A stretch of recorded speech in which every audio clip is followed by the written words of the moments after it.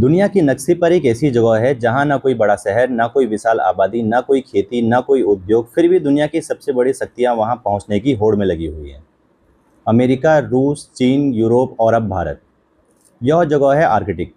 एक समय था इसे सिर्फ बर्फ का रेगिस्तान माना जाता था, लेकिन आज इसी बर्फ के नीचे छिपे संसाधन, इसी क्षेत्र से गुजरने वाले भविष्य के समुद्री मार्ग और इसी इलाके से जुड़े जलवायु परिवर्तन के प्रभाव पूरी दुनिया की राजनीति को बदलने की क्षमता रखते हैं। सवाल ये है, आखिर भारत इस खेल में क्यों उतरा? क्या भारत वहाँ तेल और गैस चाहता है? क्या यह चीन को संतुलित करने की रणनीति है, या फिर इसके पीछे छिपा है आने वाले 50 वर्षों का सबसे बड़ा भू राजनीतिक दांव? आइए समझते हैं। आर्कटिक सिर्फ उत्तरी ध्रुव नहीं है, यह एक विशाल पारिस्थितिक तंत्र है जो पूरी पृथ्वी के तापमान को नियंत्रित करता है। सूर्य की किरणें जब बर्फ पर पड़ती हैं तो उसका बड़ा हिस्सा वापस अंतरिक्ष में परिवर्तित हो जाता है। यही प्रक्रिया पृथ्वी को अत्यधिक गर्म होने से बचाती है। लेकिन पिछले कुछ दशकों में आर्कटिक की बर्फ रिकॉर्ड गति से पिघल रही है। कुछ वैज्ञानिक चेतावनी देते हैं कि यदि यह स्थिति जारी रही तो आने वाले दशकों में दुनिया के मौसम का संतुलन पूरी तरह बदल सकता है। और यही वह बिंदु है जहां भारत और आर्कटिक का संबंध शुरू होता है। भारत की लगभग आधी आबादी प्रत्यक्ष या अप्रत्यक्ष रूप से मानसून पर निर्भर है। यदि मानसून कमजोर पड़ जाए तो कृषि प्रभावित होती है। यदि मानसून अत्यधिक सक्रिय हो जाए तो बाढ़ और तबाही का खतरा बढ़ जाता है। वैज्ञानिकों ने पाया है कि आर्कटिक में होने वाले बदलाव वैश्विक वायुमंडलीय पैटर्न को प्रभावित करते हैं, और यही पैटर्न भारतीय मानसून को भी प्रभावित कर सकता है। यानी हजारों किलोमीटर दूर पिघलती बर्फ भारत के खेतों तक असर पहुंचा सकती है। अब बात करते हैं उस कारण की जिससे दुनिया की महाशक्तियों को आर्कटिक की ओर आकर्षित किया। विशेषज्ञों का अनुमान है कि आर्कटिक क्षेत्र में विशाल ऊर्जा भंडार मौजूद है। यहाँ तेल है, प्राकृतिक गैस है और भविष्य की तकनीक के जरूरी महत्वपूर्ण खनिज भी मौजूद हैं। निकेल, कोबाल्ट, कॉपर और कई रेयर अर्थ एलिमेंट्स। यही वे खनिज हैं जिनके बिना इलेक्ट्रिक वाहन नहीं बन सकते, विंड टर्बाइन नहीं बन सकते, सैटेलाइट नहीं बन सकते, एआई सर्वर नहीं बन सकते, और आधुनिक सैन्य तकनीक भी अधूरी रह जाएगी। इसलिए आर्कटिक सिर्फ बर्फ नहीं बल्कि भविष्य की अर्थव्यवस्था का खजाना है।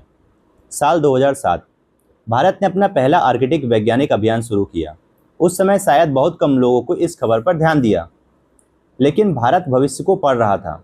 भारत समझ चुका था कि आने वाले वर्षों में आर्कटिक का महत्व बढ़ने वाला है। इसलिए भारतीय वैज्ञानिकों ने वहाँ नियमित अनुसंधान शुरू किया। बर्फ का अध्ययन, समुद्र का अध्ययन, वातावरण का अध्ययन और जलवायु परिवर्तन का अध्ययन। भारत की आर्कटिक रणनीति का सबसे महत्वपूर्ण केंद्र है हिमाद्री रिसर्च स्टेशन। यह भारत का पहला आर्कटिक रिसर्च स्टेशन है। यहाँ भारतीय वैज्ञानिक पूरे वर्ष रिसर्च करते हैं। ये समझने का प्रयास करते हैं कि आर्कटिक कितनी तेज़ी से बदल रहा है, भविष्य में समुद्र का स्तर कितना बढ़ सकता है और इसका भारत पर क्या प्रभाव पड़ेगा। चलिए समझते हैं कि इस पूरे मामले में चीन क्या कर रहा है। चीन आर्कटिक देश नहीं है, फिर भी वह वहाँ तेज़ी से सक्रिय हो रहा है। चीन का मानना है कि भविष्य के समुद्री व्यापार मार्ग वैश्विक अर्थव्यवस्था को बदल देंगे। इसी सोच के तहत उसने पोलर सिल्क रोड की अवधारणा प्रस्तुत की। यदि आर्कटिक के समुद्री मार्ग पूरी तरह खुल जाते हैं तो चीन, यूरोप और दुनिया के अन्य हिस्सों के बीच व्यापार का समय काफ़ी कम हो सकता है। भारत इस पूरे घटनाक्रम को ध्यान से देख रहा है, क्योंकि हिंद महासागर के बाद आर्कटिक भी वैश्विक व्यापार का महत्वपूर्ण क्षेत्र बन सकता है। और यदि आर्कटिक में किसी एक देश का अधिक प्रभाव है तो वह है रूस, जिसे हम रूस का बर्फीला साम्राज्य कह सकते हैं। रूस के पास दुनिया का सबसे बड़ा आइसब्रेकर बेड़ा है। उसने आर्कटिक क्षेत्र में बंदरगाह, ऊर्जा परियोजनाएं और रणनीतिक ठिकाने विकसित किए हुए हैं। रूस के लिए आर्कटिक सिर्फ भूगोल नहीं बल्कि आर्थिक शक्ति का स्रोत है। चलिए समझते हैं कि आखिर आर्कटिक भविष्य के समुद्री हाईवे कैसे बन सकता है। आज एशिया से यूरोप जाने वाले जहाज़ों को लंबी दूरी तय करनी पड़ती है, लेकिन आर्कटिक के रास्ते खुलने से समय और लागत दोनों कम हो सकते हैं। कल्पना कीजिए, यदि किसी जहाज़ को हजारों किलोमीटर कम दूरी तय करनी पड़े तो कितना ईंधन बचेगा, कितना समय बचेगा और कितनी आर्थिक बचत होगी। यही कारण है कि दुनिया की बड़ी अर्थव्यवस्थाएं आर्कटिक पर नज़र बनाए रखे हुए हैं।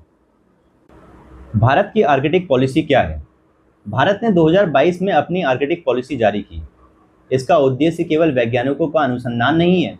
भारत चाहता है कि वह भविष्य के वैश्विक परिवर्तनों को समय रहते समझ सके, जलवायु परिवर्तन पर अध्ययन कर सके, आर्थिक अवसरों को पहचान सके और अंतर्राष्ट्रीय सहयोग को मजबूत बना सके।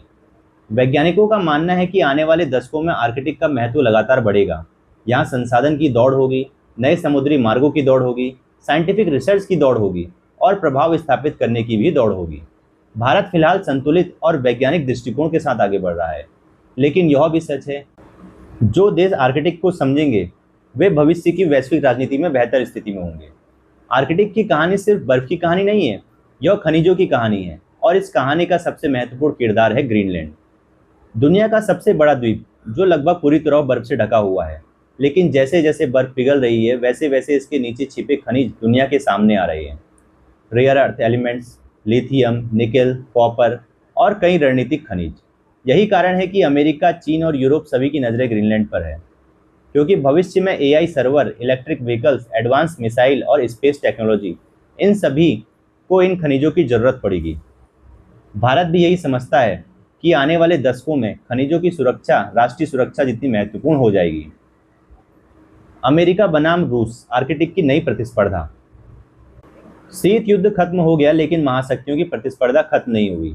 आज उसका नया मैदान बन रहा है आर्कटिक। रूस ने यहाँ विशाल निवेश किया है, उसने नए बंदरगाह बनाए, सैन्य ठिकाने विकसित किए और दुनिया का सबसे बड़ा आइस ब्रेकर फ्लीट तैयार किया। दूसरी तरफ अमेरिका भी अपनी मौजूदगी बढ़ा रहा है।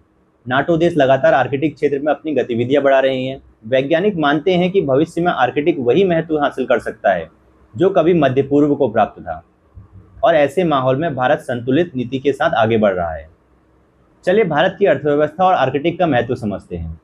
भारत दुनिया की सबसे तेजी से बढ़ती अर्थव्यवस्थाओं में से एक है। ऊर्जा की मांग बढ़ रही है, उद्योग बढ़ रहे हैं, निर्यात बढ़ रहा है और इसके साथ बढ़ रहा है वैश्विक व्यापार मार्गों की आवश्यकता। यदि भविष्य में आर्कटिक समुद्री मार्ग पूरी तरह विकसित हो जाते हैं तो यूरोप और एशिया के बीच व्यापार का नक्शा बदल सकता है। कम दूरी, कम लागत और तेज सप्लाई चेन। यानी आर्कटिक सिर्फ वैज्ञानिक रुचि का विषय नहीं, बल्कि आर्थिक अवसरों का केंद्र भी है। जब दुनिया की नज़र संसाधनों पर है, तब भारत की पहली प्राथमिकता विज्ञान है। भारत के वैज्ञानिक लगातार अध्ययन कर रहे हैं कि आर्कटिक की बर्फ कितनी तेजी से पिघल रही है, समुद्री धाराएं कैसे बदल रही हैं और इन परिवर्तनों का भारत के मौसम पर क्या प्रभाव पड़ सकता है। इसी सोच से भविष्य के मौसम पूर्वानुमान बेहतर बनेंगे, किसानों को मदद मिलेगी, आपदा प्रबंधन मजबूत होगा और जलवायु परिवर्तन को समझने में नई जानकारी मिलेगी। यानी आर्कटिक में काम कर रहे भारतीय वैज्ञानिक दरअसल भारत के भविष्य की रक्षा कर रहे हैं। हिमालय और आर्कटिक का अदृश्य संबंध। पहली नज़र में हिमालय और आर्कटिक का कोई संबंध नहीं दिखता। एक उत्तर में है, दूसरा दक्षिण एशिया में, लेकिन विज्ञान कहता है दोनों गहराई से जुड़े हुए हैं। आर्कटिक में बढ़ता तापमान वैश्विक वायुमंडलीय पैटर्न को प्रभावित करता है और यही परिवर्तन हिमालय के ग्लेशियरों को भी प्रभावित कर सकते हैं। हिमालय को एशिया का वाटर टावर कहा जाता है। यहीं से निकलती हैं गंगा, ब्रह्मपुत्र और सिंधु जैसी महान नदियाँ। इसलिए आर्कटिक में होने वाला बदलाव भारत के जल संसाधनों पर भी असर डाल सकता है। रेयर अर्थ की वैश्विक जंग। 21वीं सदी का तेल क्या है? कई विशेषज्ञ कहते हैं रेयर अर्थ मिनरल्स। आज की आधुनिक दुनिया इन खनिजों पर निर्भर है। Smartphone, fighter jet, missile, AI data centre, इन सब में इनका उपयोग होता है। इसलिए दुनिया भर में रेयर अर्थ की नई दौड़ शुरू हो चुकी है और आर्कटिक इस दौड़ का महत्वपूर्ण केंद्र बनता जा रहा है। कल्पना कीजिए साल 2050, जहां आज सिर्फ बर्फ दिखाई देती है, वहां विशाल जहाज चल रहे हैं। आज जहां वैज्ञानिक शोध कर रहे हैं, वहां बहुराष्ट्रीय कंपनियां निवेश कर रही हैं। जहां आज कुछ ही देश सक्रिय हैं, वहां पूरी दुनिया मौजूद है। और उस समय भारत भी शायद एक नए वैश्विक परिदृश्य का एक महत्वपूर्ण खिलाड़ी होगा, क्योंकि भारत ने समय रहते इस बदलाव को पहचान लिया। दुनिया की सबसे बड़ी कंपनियां हमेशा वहां से शुरू नहीं होती जहां सबसे ज़्यादा लोग रहते हैं। कई बार वे वहां से शुरू होती हैं जहां सिर्फ बर्फ होती है। आर्कटिक आज सिर्फ भौगोलिक क्षेत्र नहीं है, यह भविष्य की ऊर्जा है, यह भविष्य की तकनीक है और भविष्य का व्यापार है और यह भविष्य की भू राजनीति है। यही कारण है कि हिमालय की गोद में बैठा भारत आज उत्तरी ध्रुव की ओर देख रहा है, क्योंकि भारत जानता है कि आने वाले दशकों में आर्कटिक का भविष्य भारत के भविष्य को आकार देगा।